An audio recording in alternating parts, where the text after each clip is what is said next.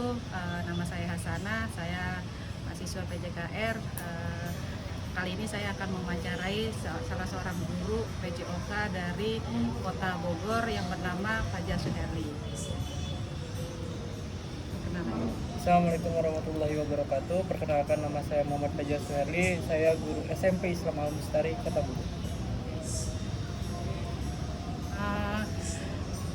Saudara Fajar, saya ingin melakukan wawancara mengenai tentang asesmen dalam pelajaran PJOK. Yang ingin saya tanyakan, di mana sih Saudara Fajar mengajar? Nah, untuk pertama-tama kali, karena di kita kan ada kurikulum Merdeka dan kurikulum K13, yang dimana ada dua kurikulum nih, Bu. Yang pertama itu di K13-nya kita sudah menarik dari kurikulum Merdeka, yang dimana pembelajarannya sudah berdiferensiasi, yaitu ada 3 bagian. Yang pertama diagnostik non kognitif dan kognitif. Nah, itu tes awal, di mana kita mengetahui pengetahuan anak, jasmani anak itu dari situ, bisa dari catatan atau pelatihan fisik. Terus setelah kita tahu, di metode keduanya kita memberi treatment. Apa itu treatmentnya? Itu dengan cara melakukan pembelajaran olahraga secara sederhana namun bermanfaat. Setelah itu post test di sini adalah ujian atau UTS, atau yang sekarang sering disebut ASAS, asesmen akhir semester, yang dimana di ASAS ini kita tes fisik juga ya di prakteknya, dan tes kognitif juga untuk di paper, tapi udah tidak menggunakan paper untuk di sekolah kita, tapi menggunakan Google Form gitu. Sudah ini ya, lebih maju ya? Lebih maju. Oke, siap.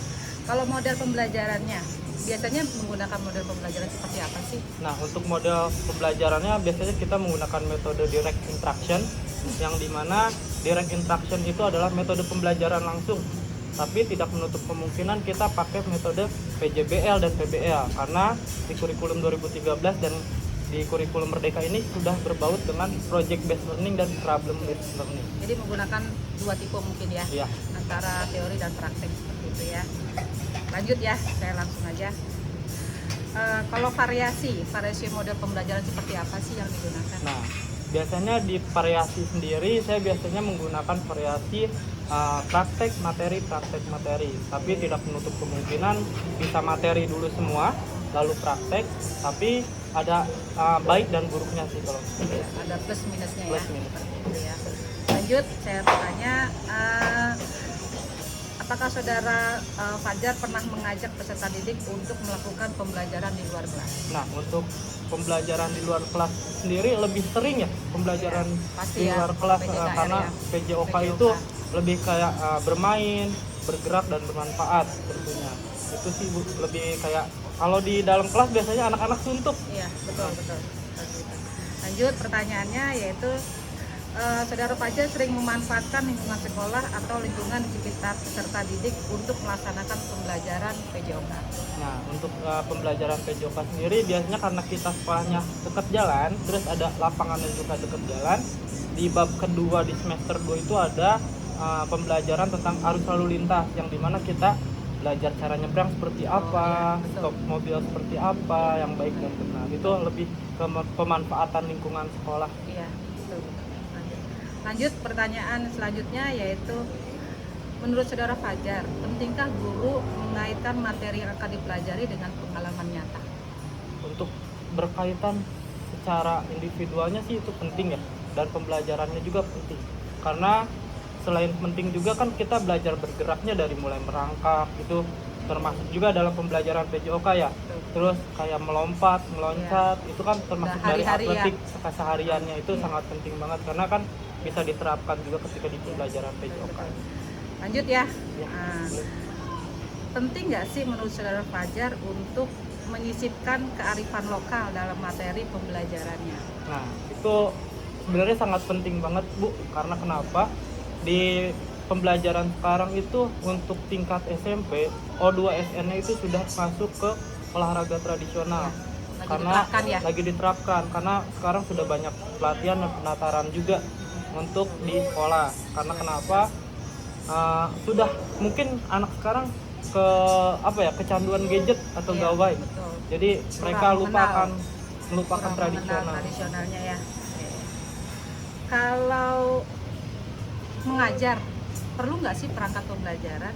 Nah, kalau perangkat pembelajaran itu untuk saya sendiri perlu, karena di kurikulum Merdeka itu ada namanya PMM, Platform Merdeka Mengajar, yang dimana kita harus nonton video, kita harus nonton tutorialnya, kita harus belajar lagi tentang modul ajarnya, tentang RPP-nya, dan masih banyak-banyak dan memberikan ilmu yang baru mungkin ya, Bu.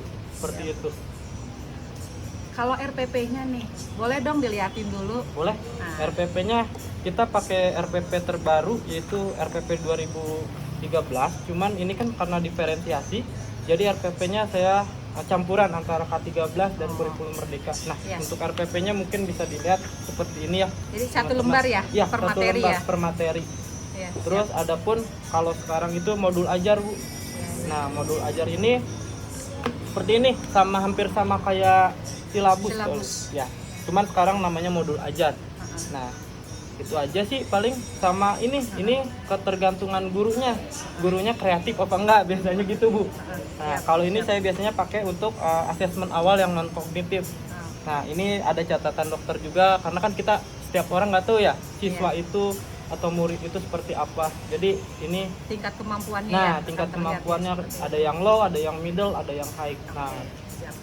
Terus kalau ini perangkat pembelajarannya kayak RPP silabus, ini bikin sendiri apa copy paste sih? nah, ini ada sebagian yang dimana kan kita punya PMM. Nah, di PMM ini kita namanya dicampurkan ide kreatif antara di PMM dan ide kita sendiri, karena tidak menutup kemungkinan sarana dan prasarana di sekolah itu tidak sama dan tidak memadai, tergantung dari situasi. Kayak contohnya, nggak mungkin kan pinggir jalan kita di lapangan main, pasti bolanya pasti kemana-mana. Nah, itu kita modifikasi aja. Pertanyaan terakhir, asesmen apa sih yang digunakan dalam pembelajaran PJOK? Nah, untuk asesmennya biasanya di kurikulum Merdeka ini karena ada dua ya, Bu, ada kurikulum 2. Untuk yang di PJOK biasanya saya karena sudah kasih treatment, kasih pretest, lalu post test terakhirnya penilaiannya itu yang pertama bikin dari PJBL, Project Based Learning, yang dimana ketika kita kasih satu masalah, anak-anak itu harus cara dipecahkan. Bagaimana? Contoh, kita ngasih senam dasar di 6 irama, cukup dengan gerakannya, lalu anak-anak akan mengembangkannya dari low, mix, dan high gitu. Nah, untuk yang di kurikulum K13-nya biasanya kita asesmennya itu menggunakan bukan PJBL, ada namanya. Kalau saya biasanya praktek langsung, jadi direct instruction. Jadi lebih ke anak, lebih ke pemahaman dan langsung praktek untuk di K13. Begitu aja paling. Kalau penilaiannya? Penilaian apa nih? Penilaian dari penguasaan materi. Oh, penguasaan materi tergantung kembali lagi kepada anak. Nah, tadi makanya ada namanya diagnostik awal, asesmen awal, sejauh mana. Jadi itu kan pretest tuh buat patokan kita penilaiannya. Apakah anak berkembang secara grade-nya di fase D atau SMP itu fase D. Di mana di fase D itu ada beberapa nanti di projectnya itu apakah dia masuk ke low, ke middle, apakah high. Nah, itu penilaiannya kita awal bisa tahu. Penilaian awal. Jadi dari situ misalkan yang low nggak low semua, ada yang high-nya ditarik ke middle-nya, yang middle-nya ditarik ke high-nya. Jadi dilihat semuanya dari tingkat kemampuan. tingkat kemampuan dari kognitifnya sendiri. Siap. Oke. Demikian wawancara observasi tentang asesmen dari saudara Fajar. Semoga bermanfaat. Terima kasih. Assalamualaikum warahmatullahi wabarakatuh. Salam olahraga. Salam olahraga.